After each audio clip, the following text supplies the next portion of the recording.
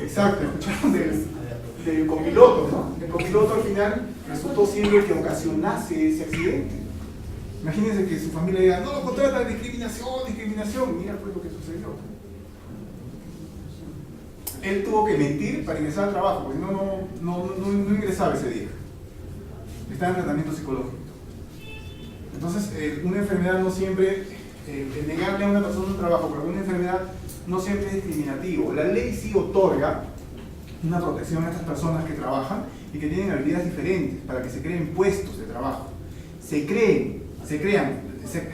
Va a haber una creación de puestos de trabajo.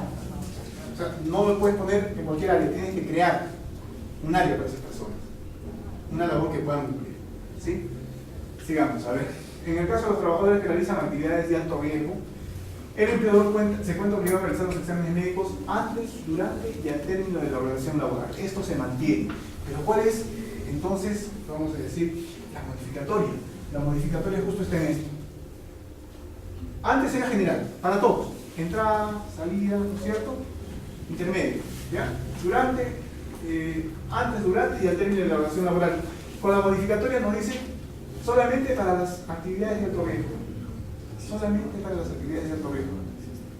¿Ya? Pues un señor va a entrar, por ejemplo, a una empresa donde no hay alto riesgo, que solamente tiene que firmar y sellar, ¿cierto? ¿Ya? Entonces, ahí no habría una necesidad de un examen después. Sí, ahora, por ejemplo, un administrador. Ya está en una planta,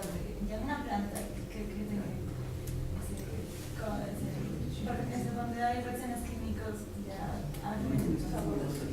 Ahora el administrador tiene que ir a ese lugar. ¿Ya? Va llevando un documento.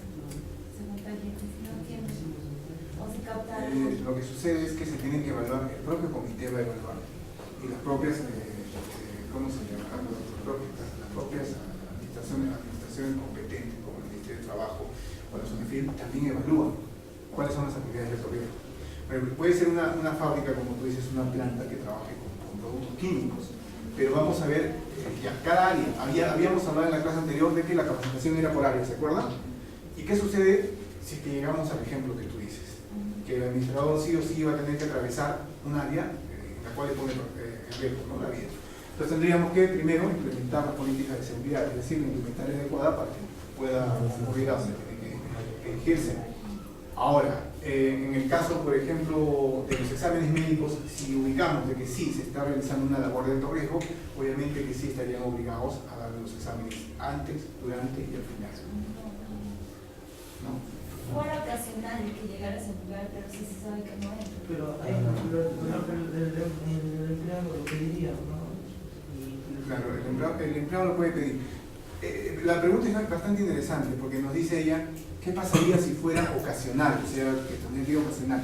Ahí tendría que entrar a tallar prácticamente lo que es la política preventiva.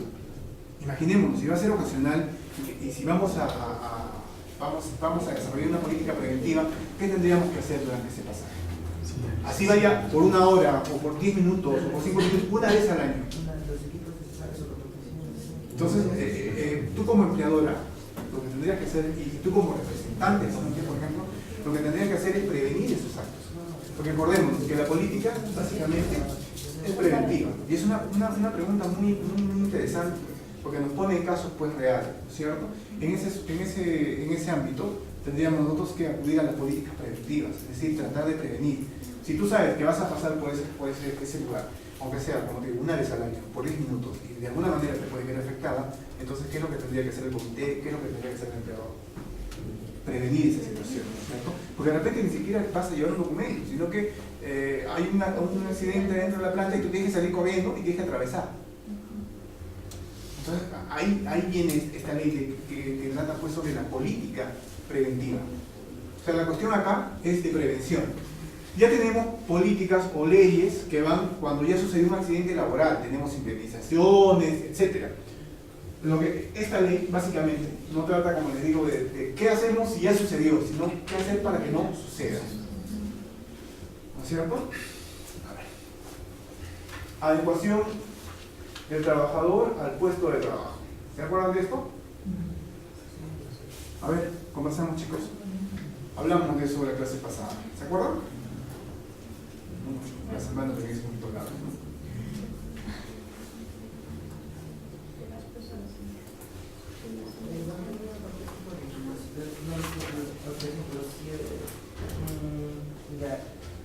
Era una persona que se cayó y bueno, ahora está no puede, está en un periodo de rehabilitación y tiene que seguir laborando, y el médico le dice que tiene que seguir laborando, no va a poder barrer, pero sí puede, por ejemplo, contar hojas o así, y le damos ese puesto de trabajo sin disminuirle su remuneración económica. Claro, exacto.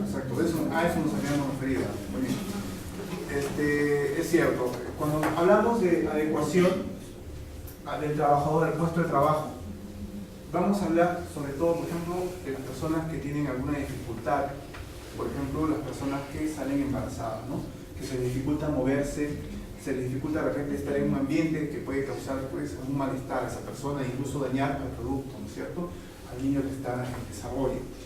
Entonces, en ese sentido se adecuaba, ¿no es cierto?, ¿qué cosa?, el puesto de trabajo para que esa persona pueda laborar de manera adecuada. Y, sí, y lo que nos dice la ley es que no podíamos ir ni contra ¿qué? Remuneración, ¿qué más? Su categoría. Remuneración y categoría, ¿ya? Básicamente.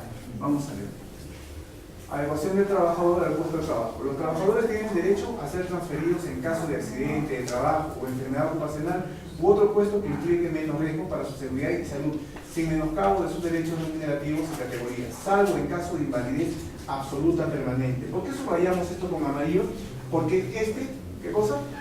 Esto de acá, salvo en caso de invalidez absoluta permanente, esta fue la modificatoria.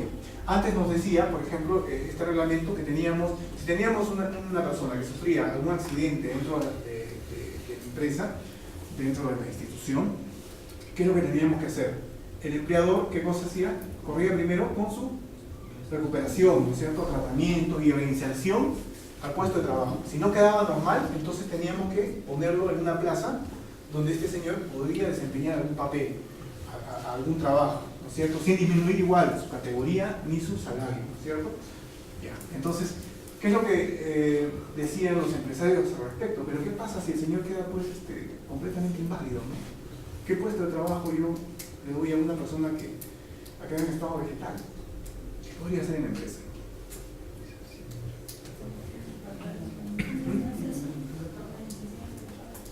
Claro, ya había una norma que hablaba sobre la indemnización, ¿no es cierto? Ya existía una forma de protección. Y esa norma sobre la indemnización para una persona que ha sufrido un accidente y que queda pues inválida permanentemente, ¿a qué estaba referida? ¿Se acuerdan? A una jubilación, ¿no es cierto? A una jubilación anticipada por accidente. Ahora, cuando hablamos de esto, dice, salvo en caso de invalidez absoluta permanente, lo excluye de estas actuaciones al empleador. Porque ya existe una legislación que lo proteja. ¿Sí? Entonces, ustedes como empleadores, ¿qué harían con una persona que quedó totalmente pues, discapacitada?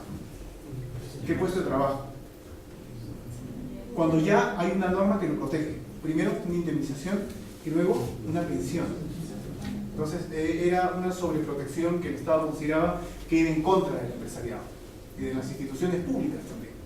Suena un poco cruel, lo sé, comparto la idea de que piensan que es algo cruel, pero es lo que ha modificado la norma ahora, ¿no? Salvo en caso de invalidez absoluta permanente, ya no tienes la obligación de volverlo a instalar en el puesto de trabajo, ¿no? La consulta que yo tengo con respecto a este tema es, si yo le creo un puesto de trabajo, es mi obligación como empleador recontratarlo y recontratarlo hasta que el señor le den de algo, ¿cierto? O pueda volver a sus valores. Pero una vez que termina su contrato, ya no es mi obligación como trabajador, como empleador, volver a recontratarle, porque ya culminó su periodo. Sí, es cierto. Pero lo que sucede es que cuando aplicamos esta norma de seguridad, puede ser, o también puede ser un accidente, por ejemplo, yendo de, imaginemos, mandamos un empleado de acá, de la ciudad de Huancayo, lo mandamos a Cerro de Pasco. Está todavía cumpliendo sus labores, ¿no? Porque la empresa lo envió, ¿cierto? Pero en el transcurso del trayecto se ve un accidente automovilístico y la persona sale lesionada. ¿Qué es lo que sucedería? ¿Entraría, dígame señores, ¿entraría esta norma? ¿Sí o no? ¿Qué dice? Depende de cómo haya salido. Depende de... muy bien, depende de cómo haya salido. Si la empresa firma, entonces sí cubre, pero después sin nada. Acá hay un tema bastante debatido, esto se ha discutido ya antes en otro foro. Decíamos, ¿no? Ya, el empleado, lo mandamos a hacer el pago, el empleado sale y en el trayecto sufre un accidente. ¿Cómo pudo haber previsto el empleador esta situación? ¿Ya? El seguro va a cubrir, pero ¿cómo preveemos el accidente? El seguro va a cubrir, obviamente. ¿Ya? Pero ¿cómo vamos a prevenir? Y ojo, el seguro no es para todos, ¿ah? No es para todos. ¿Ya? ¿Cómo vamos a prevenir este accidente? ¿Hay forma o no hay forma? ¿Sí? ¿Sí? A ver, ¿qué más? ¿Qué diciendo? Puede tener un área de control de, por ejemplo, la empresa tiene un área de fotografía de que ya hay algo y que no vaya para allá porque... Por ahí está la situación, porque la empresa, ¿qué es lo que te pide cuando viajas? Para pagarte tus viáticos. Una forma de prevenir, ¿acaso no sería investigar con qué empresa está viajando, si tiene papeletas, si es una empresa segura? Sería, ¿no es cierto? Podría entonces, ojo, podría entonces aplicarse esta norma. Pero ese es en el caso de que vaya, pero si en cuestión de un operador, que vaya ¿Con un cargo propio? Cargo propio. ¿Ya? Con mayor razón. Primero, a ver, si yo, pues, a ver, vamos, es un tema bastante complejo, porque imaginémonos, vamos a poner una persona X, ya, no quiero muertos acá. Vamos a poner una persona X, ya, no sé, Perico Los Palotes está acá parado, le decimos, ¿sabe qué, señor? Usted va a ir a Cerro Pasco, va a llevarse la camioneta. Ya, una de las formas de prevención sería, por ejemplo, que yo sepa el estado de este señor, ¿no es cierto? Si está cansado, cuánto tiempo ha trabajado. Entonces, por ejemplo, darle, no sé, medio día para que pueda descansar, porque estoy previniendo, política de prevención.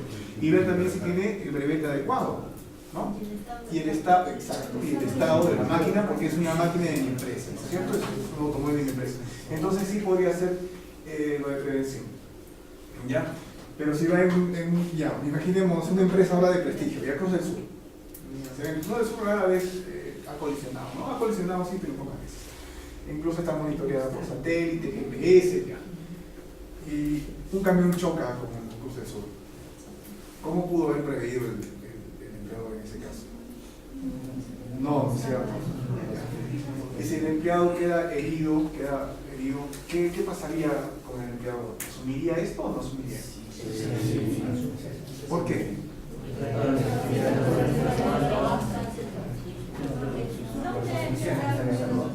A ver, uno por uno, ya, porque... señorita. Porque se accidentó bajo la circunstancia que hubo, bajo instancias de que estaba cumpliendo su trabajo. Muy bien, muy bien. Pero debería haber documentos que diga eso, que el empleador le esté mandando a cumplir esa labor. Por eso Como la orden. no hay ningún documento escrito. Muchas veces yo he visto que hay órdenes verbales, ya te vas y anda, le dan en efectivo y se va. Pero cuando sucede ese tipo de accidentes en tránsito, ya se vuelve a hacer un accidente de tránsito y no un accidente de trabajo, porque no hay ningún documento que avale al trabajador de que está cumpliendo con sus labores. Pero hay otro tema más, hay empresas que no van a querer pagar. Entonces, la parte psicológica tiene que fallar. Por Porque supuesto. pudo haber estado haciendo bien su trabajo, pero se distrajo un poco, un problema, una llamada y... Investigación. Podríamos en Alemania justamente esos argumentos, por teléfono, una llamada. Claro, por eso le comentaba. No es tan sencillo decirle a Dios una indemnización, porque hay algo que tiene el derecho laboral, que el derecho laboral más o menos, vamos a decir más o menos porque es la verdad, interpreta la norma siempre a favor del empleado.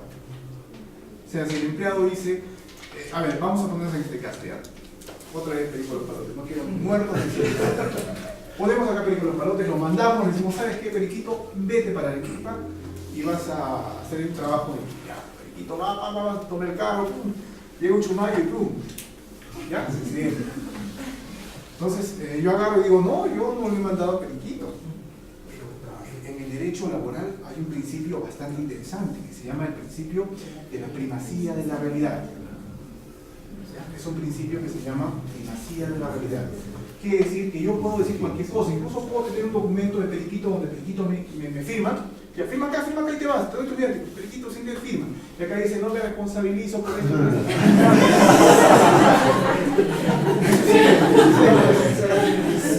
Entonces Periquito me dice, ¿sabes qué? Yo no leí el documento. A mí me han mandado rápido. Entonces, la ley no se fija tanto en el documento, sino en los hechos. Empiezo a contrastar. Por ejemplo, digo, ya, Periquito ha salido el lunes, pero el martes tiene que ir a trabajar. Y en su trabajo no hay ninguna sanción porque haya faltado. Ya sería pues un HJP si le pone que ha faltado, ¿no? Sabe que se está muriendo en una clínica, le cuento tanto porque faltó. También está pues, uno cuando manda un personal, mayormente hay un cruce de informaciones. Yo no lo mando, no lo pongo, si ahora el peligro sería que lo mande a averiguar algo, ¿no? Pero básicamente en las instituciones, por ejemplo, ya vamos a tocar el Ministerio de Agricultura, por ejemplo. El Ministerio de Agricultura manda a sus capacitadores, ¿cierto? Permanentemente, ¿ya? Los manda a diferentes zonas. Pero en la otra estación también lo están esperando. Y la capacitación no es interestaciones, sino que la capacitación es para público. Y para eso ya se hizo toda una propaganda, de que tal día van a venir los capacitadores para la roya del café, en crianza de animales menores, en crianza de ganado, etc. Entonces hay una contrastación de información. Y es un poquito difícil decir, no, el señor abandonó su trabajo, o sea, hay formas de contrastar. Y ahora otra cosa, cuando la empresa te manda de viaje, acaso la empresa te dice, ya, toma la plata y vete y que seas muy feliz y me mandas una postal. No, te dice, oye, tienes que entregar después los boletos, las boletas, ¿no es cierto?, las facturas. Porque, ¿cómo yo sé que tú estás invirtiendo exactamente en lo que me dices que has invertido? Porque el dinero es mío. El empleador no te manda diciendo, ya, toma, mátate, y se le pasa... No, entonces te manda con su dinero para que tú hagas el trabajo que a él le beneficia y a ti te beneficia, ¿cierto? Entonces no es tan sencillo desligarse de este tipo de accidentes, no es tan sencillo. Hay un sinnúmero de detalles, de documentos, y hay un cruce de información que va a ayudar a esclarecer las cosas. Y por más que Periquito haya firmado un compromiso diciendo, si yo me muero, me mato, me mutilo, no culpo al señor Alberto Sánchez de Cajal, de nada, absolutamente de nada, no funciona. No funciona. Ya, a ver, una pregunta. No, sí. ¿Qué tan cierto es, por ejemplo, hay abogados especializados en lo que es esto, en la salud profesional? Un poquito de agua de ponente, ya estoy con el gato. En el periodo de trabajo, por ejemplo, cuando hacemos la inducción, todo lo que es prevención, seguridad, ¿no? Llega una parte que es lo que es la investigación por accidentes, lo que le mencionaba. Ellos decían, por ejemplo, en nuestra empresa hemos ganado casos, ¿no?, que se accidentó pues porque realmente fue su culpa, ¿no? Le llamaron, le dio la esposa y al final no le dieron nada, pero se quedó inválido. Entonces, ¿qué porcentaje en realidad tiene los de perder también el empleado? Sí, mira, imagínate que el mismo personaje de nuestro ejemplo, ya Cruz del Sur se saca un boleto en Panda y se va pues por, no sé, Apocalipsis, otra empresa ¿ya?, que no está asegurada ni monitoreada. Y lamentablemente sucede un accidente. Entonces, ¿culpa de quién sería? El empleador quiso prever todo lo relativo a un accidente, o incluso hasta un incidente que puede pasar, lo que está entre sus manos. Pero de repente, por una viveza de la propia víctima, sucede el accidente. Entonces, en la ley, ahorita vamos a ver justo eso, se excluye cuando no es responsabilidad del empleador, a este se le va a excluir de sus obligaciones penales y civiles. Entonces ahí sí es cierto. Incluso les había contado una anécdota, ¿no?, una empresa que nosotros asesoramos, un chico había caído, ¿cierto?, pues haciendo un trabajo en el Cine Planet, y es una altura, les comentaba, ¿no?, que este cine tiene la peculiaridad de que es así. Tú te sientas y es como si no hubiera nada, ni nadie, solamente la pantalla. El chico trabajaba al medio, no se puso el arnés ni la línea de vida y cayó.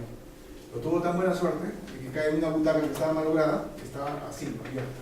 Estaba como para sentarse. El chico cae sentado. Se salvó. Claro, cuando lo pobrecito, pero se salvó. Entonces ahí pues probar esto es un poquito difícil. ¿Por qué? Porque tú le das, por ejemplo, cuando entras a una empresa grande, hay una inducción y aparte te piden, ¿qué cosa? La hoja del seguro de vida. Se solicitan eso, si no, no te dejan entrar.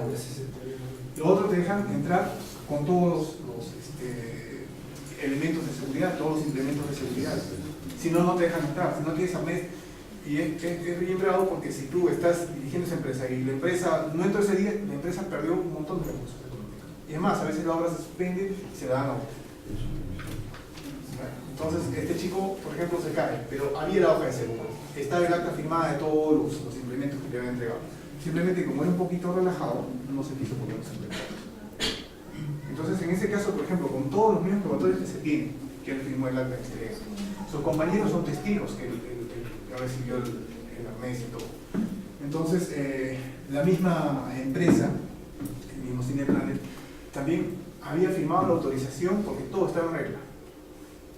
Entonces, pero antes de esta modificatoria que vamos a ver ahora, no importaba. El empleador asumía los riesgos. En el Código Penal estaba que si había algún accidente que lesionara gravemente a la persona, incluso le causase la muerte, el empleador asumía la obligación penal, es decir, podía irse a la cárcel. Pero eso es inconstitucional, les explicaba la vez pasada, porque en nuestra Constitución tenemos un principio que dice nadie es culpable hasta que se demuestre lo contrario, ¿no? La inocencia se presume, hasta que la inocencia pueda, esa presunción de inocencia pueda romperse mediante alegatos legales, mediante pruebas en un proceso penal. Entonces, decían, oye, pero eso es inconstitucional. Me puede culpar y yo qué haría. Un momentito para finalizar. Yo qué haría si que a mí me culpan, pero yo realmente no tengo la culpa. Estarían yendo en contra de la Constitución y un precepto constitucional que dice nadie es culpable hasta que se muestre lo contrario. Entonces, se hizo una reforma acá. ¿No es cierto? Ahorita lo vamos a ver. Sí, dígame. Referente a lo que usted habla, por ejemplo, si un empleado no hace su examen médico preocupacional y tiene una dificultad, por ejemplo, una hipotenusia con su afectación de áreas conversacionales y la empresa decide contratarlo previa una carta de compromiso tanto del empleador diciendo que no asume responsabilidades, pero cuando ya empieza a trabajar y tuvo alguna dificultad y tuvo un accidente, ¿quién es el responsable? ¿La empresa, el empleador o la clínica donde pasa el trabajo? A ver, la pregunta, si le he entendido es...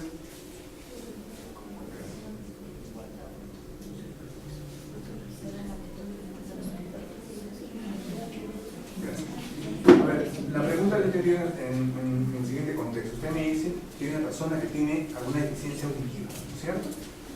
Por ejemplo, que pasan con un examen, con una carta de compromiso que le manda la empresa. Y en la clínica hacen firmar estos documentos de carta de compromiso sabiendo que a petición de la empresa. Y el empleado firma diciendo de que si le pasa alguna cosa, bueno, la empresa no asume nada porque él es consciente de lo que está presentando. A ver, o sea, ya. La clínica le emite un certificado a pesar de que el señor está... A petición de la empresa. A petición de la empresa. No, Ajá, en este caso la empresa es la que asume la responsabilidad. Porque yo puedo asumir, yo puedo decir, yo no me hago responsable, pero basta que yo lo traiga y ponga en riesgo no solamente a él, perdón, no solamente a él, sino a la gente de sus compañeros. Entonces yo no puedo decir, el señor va a entrar, tiene problemas, pero yo no sé, a él está entrando porque él quiere. No, no es así. Porque entonces estaría violando directamente la política de prevención. Si yo quiero hacer una política de prevención y quiero, vamos a decir, aplicar esta norma porque es obligatoria, ¿en qué cabeza cabría que yo contrate a alguien que pueda poner en riesgo su propia vida o que pueda poner en riesgo la vida de sus compañeros? Es bastante, vamos a ver, cuestionable que un empleador haga eso, ¿no? Básicamente, no asume, sí, es cierto, puede ser que exista, pero prácticamente asume la responsabilidad, por más que firmes. Pues yo no me puedo aprovechar de la necesidad de trabajo de alguien y decirle, ¿sabes qué? Ya tú entras, pero ¿sabes qué, muchachón? Lo que te pasa adentro es tu problema. No podría ser. ¿Dónde estaría mi política de prevención? Ahora vamos a ver el artículo, ¿sí? Antes de la modificación, atentado contra las condiciones de seguridad y higiene. Ahora, perdónenme, he puesto solamente los plazos, porque en la clase pasada hablamos bastante de esto, ¿se acuerdan? ¿Sí? Decía el que de manera, ¿qué cosa? ¿Se acuerdan? Ya. Ahora, el que de manera intencional, ¿cierto?, no cumplía con esta norma de prevención o las políticas de prevención, asumía la obligación penal y civil de manera intencional, es decir, que le importa un comino si sucede o no sucede, de manera intencional. Ahora, lo que había pasado es que se habían reducido, ¿no es cierto?, los castigos. Por ejemplo, cuando había muerte de 4 a 8 años, ahora es de 3 a 6 años. El que no observa las normas de política de prevención, de 3 a 6 años. ¿Ya? Esas habían sido básicamente las modificatorias en este ámbito. Que de 4 a 8 lo habían bajado de 3 a 6 cuando había un muerto, ¿cierto? Y acá, vamos a ver, pena privativa reducida de 2 como mínimo y 5 como máximo, de 1 a 4 años. Antes era de 2 a 5 cuando había una lesión grave y ahora es de 1 a 4 años, lo vamos a reducir. Esa era la modificatoria. Pero había una modificatoria que era bastante interesante y nos hablaba de la exclusión en el ámbito penal. Cuando hablábamos de la ley tal y como estaba redactada, nos decía que el empleador asumía la responsabilidad, pero no existía la palabra que nos decía excluyente. No se excluía. Es decir, si sucedía en tu empresa, tú eras el responsable. No había otro. Como les digo, esto fue declarado inconstitucional. Se tuvo que pegar de una vez a los derechos fundamentales, ¿no? Que decían, no, tú te puedes excluir siempre y cuando no haya ninguna responsabilidad de tu parte. ¿Cómo ibas a hacer? Lo mandas a un personal a manipular, por ejemplo, equipos que tienen alta tensión. Y el señor se quita pues los cascos. Como ahora estamos a 36 grados en Lima, imagínense.